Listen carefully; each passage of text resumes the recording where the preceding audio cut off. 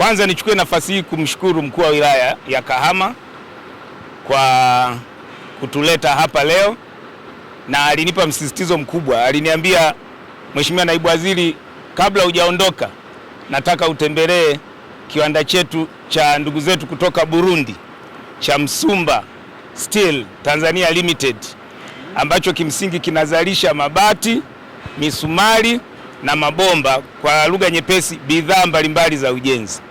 Nichukue nafasi hii kumshukuru mwekezaji wetu ambaye amewekeza hapa Kahama, Msumba Steel Tanzania Limited, kiasi cha bilioni 27 za Kitanzania. Amechangia hapa zaidi ya watu 60 wanafanya kazi hapa, na ameniahidi mpaka 2027 atakuwa amesha pampu hapa mtaji wa zaidi ya bilioni 35. Sisi kama serikali, kazi yetu kubwa ni kuweka mazingira rafiki kwa ajili ya wawekezaji.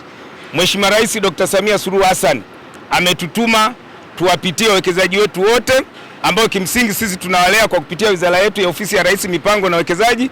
Tupo tayari kuwaunga mkono, nimepokea changamoto zao, tutaenda kushirikiana na taasisi zingine na wizara zingine tuhakikishe kwamba hawa wawekezaji hawatamani kutoka katika nchi yetu. Tanzania ni salama, ina utulivu mkubwa, ina amani kubwa, ina usalama mkubwa. Pamoja na mwekezaji huyu, kwa kweli ni mwekezaji ambaye ni kati ya wawekezaji wakubwa ambao tumekuwa tukiwatolea huduma na wamekuwa wakija kwetu kila mara wanapokuwa na tatizo lolote au changamoto yoyote.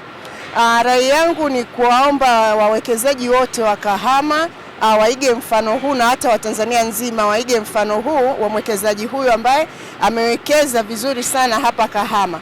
Kama mwekezaji amesema ana heka 30 katika himaya yake, lakini hapa Chapulwa tuna zaidi ya ekari 2065 ambalo tumetenga kwa ajili ya wawekezaji, na katika heka hizo wawekezaji wako 4.